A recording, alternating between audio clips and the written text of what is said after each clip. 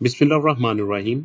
Student, मैं इस video में आपके साथ कुछ टिप्स और ट्रिक्स शेयर करने जा रहा हूं जो आपने एग्जाम के हवाले से कल आपने यूज करनी है। इंशाअल्लाह ताला अल्लाह पाक आपके लिए आसानी पैदा करेगा। आपने नमाज पढ़ के वजू करके जाइएगा तो अल्लाह पाक आप लोगों के लिए आसानी पैदा करेगा इंशाअल्लाह।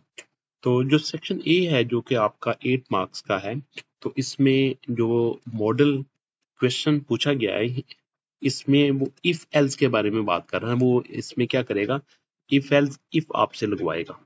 ठीक है, तो आपने देखना है कि इसमें कितनी ऑप्शंस हैं और पहली ऑप्शंस को क्या आपने क्या कैसे हैंडल करना है, और उस ऑप्शंस जब ट्रू होगी तो उसके अगेंस्ट क्या आपने आउटपुट लेके आनी है।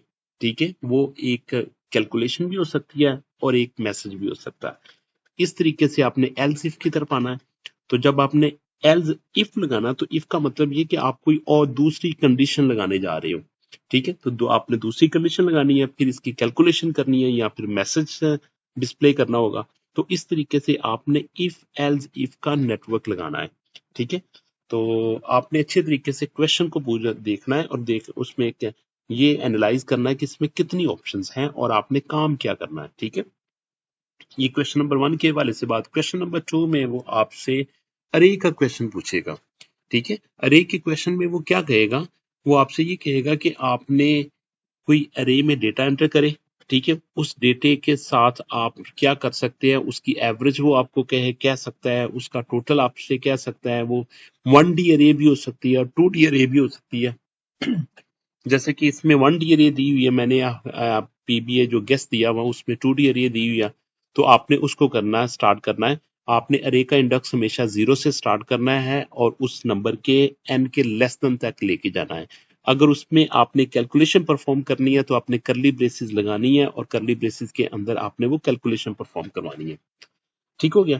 तो सेक्शन बी में वो जाएगा। सेक्शन बी में जो एक्सपेक्टेड क्वेश्चन है कि वो आपसे क्लासेस के बारे में पूछेगा। क्लासेस जब आपने बनानी है तो आपने क्लास स्टार्ट करनी है, ब्रेसेस लगानी है, क्लास एंड करनी है, ब्रेसेस लगा के सेमीकोलन लगा देना है। और हर क्लास में आपने क्या करना है कि पहला पार्ट इसका प्राइवेट होगा, प्राइवेट एक्सेस स्पेसिफायर लिखना है। दूसरा पार्ट जो है होगा वो आपने पब्लिक लिखना है।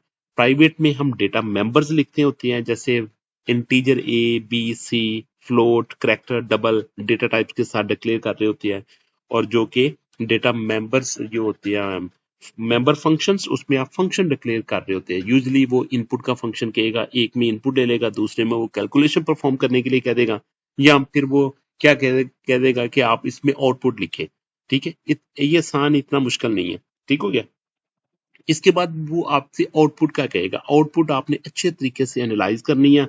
आपने देखना है कि पहले स्टेप में क्या हो रहा है, तो फिर दूसरे स्टेप में क्या हो रहा है। तो आपने स्टेप बाय स्टेप मूव करना है और आपने सबसे पहले राइट वाली वैल्यू को देखना है कि राइट वाली वैल्यू किसको मिल रही है। ठीक है, वो उस वैल्यू को देखना है। फिर इसके बाद आपने देखना है कि अगर इसमें कोई फंक्शन कॉल तो नहीं हो रही। जब फंक्शन कॉल हो रही है तो आपने फिर फंक्शन को पैरामीटर पास करके इसको जहां पे फंक्शन डिफाइंड किया हुआ है आपने वहां पे जाके देखना है कि वहां पे कोई कैलकुलेशन परफॉर्म तो नहीं हो रही।